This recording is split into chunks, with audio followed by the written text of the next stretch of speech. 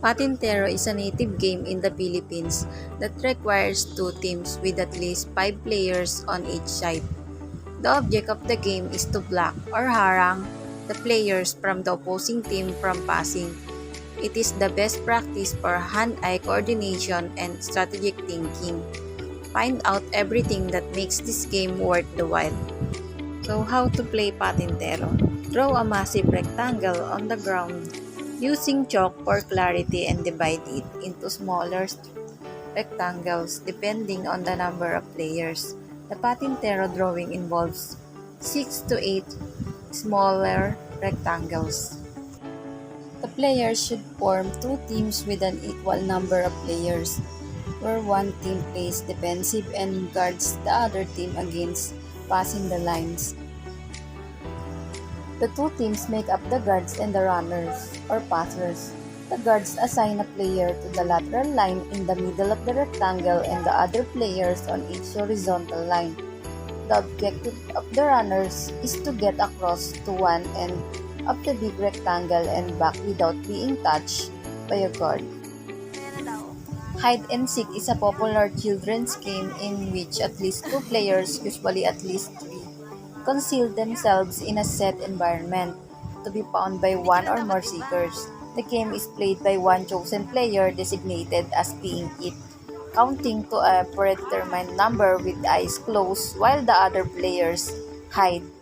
After reaching this number, the player who is it calls "ready or not," "here I come," or "coming ready or not," and then attempts to locate all concealed players.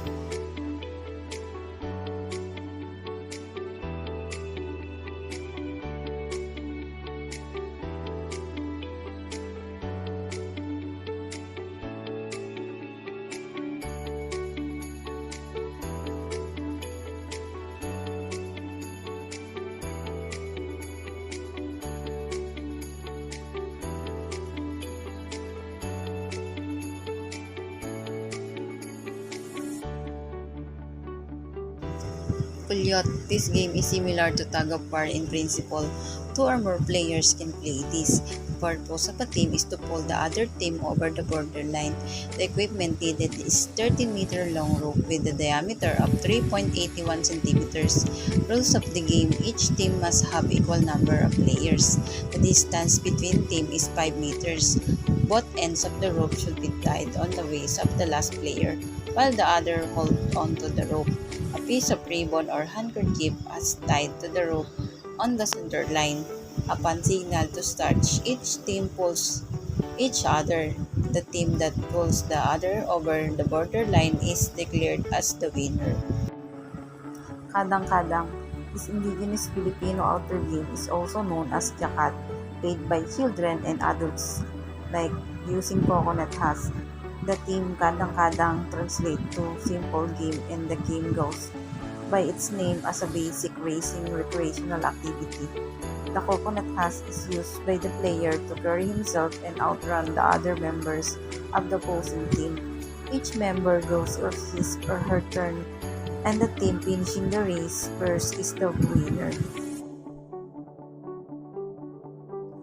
Marbles. The player uses their shooter marble to take a turn.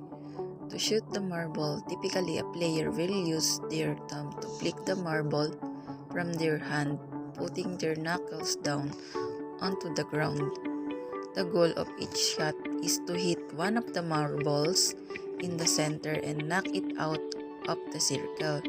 If the player knocks a marble out, then they get to keep the marble for the rest of the game. They also get to take another turn. If no marble is knocked out of the circle, the other player then gets a turn. The first shot must be taken from the edge of the circle. If the other shooter stays inside the circle, then next shot can be taken from the spot where the shooter landed. The player with the most marbles at the end of the game is the winner.